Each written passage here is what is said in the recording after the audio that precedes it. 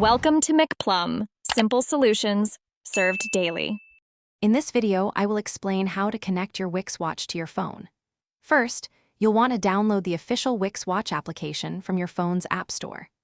This app is essential for managing your watch's features and data.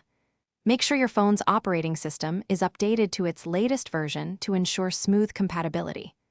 Once downloaded, simply open the app and either create a new account or log into your existing one to start the setup. Before initiating the connection, it's crucial to prepare both your watch and phone. First, fully charge your Wix Watch. A low battery can interfere with the pairing process. Next, navigate to your smartphone settings and ensure Bluetooth is enabled. This wireless technology is how your devices will communicate. Finally, keep your Wix Watch and phone within a close range, ideally about 1 meter, to maintain a strong signal during the setup. Now, let's walk through the actual pairing process. Open the Wix Watch application on your phone and look for an option like Add New Device or Connect Watch. The app will then scan for nearby Wix Watches. Once your watch appears in the list, select it.